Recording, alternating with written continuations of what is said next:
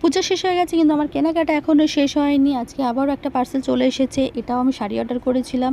এটা অর্ডার করা হয়েছে সুমিস ফ্যাশন থেকে। এর পেজ লিঙ্কটা আমি ডিসক্রিপশন বক্সে দিয়ে দেবো এবং এর দাম নিয়েছে ১৯৫০ টাকা। সো যেহেতু অর্ডার করে অনলাইনে আনি, যে একটু ভয় করছে কীরকম এসেছে। যাই হোক, পার্সেলটা খুলে নেওয়া যাক, দেখি এবার কীরকম কী এসেছে।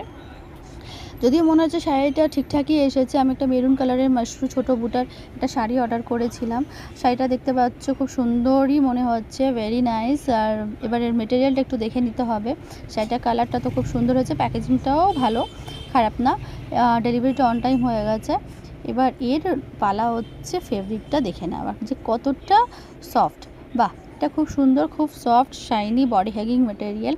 আমার তো ভীষণ পছন্দ হয়েছে। আমি এরপর আবার সুমিস ফ্যাশন থেকে পারচেস করব, অতি অবশ্যই করব।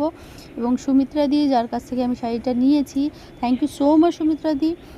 খুব ফেথফুল জায়গা থেকে এবার কেনাকাটা হয়েছে। আমি যেহেতু অনেকবার ঠকেছি অনলাইনে, যাই হোক খুব সুন্দর করে শাড়িটা পাঠানো হয়েছে। এবং দেখে না আমাকে কেমন লাগছে শাড়িটা পরে। পুজো পুজো পুজো পুজো চলেই চলেছে, শেষ আর হয় না যদিও। ওকে, তো কেমন লাগলো জানিও। আজকের মতো টাটা।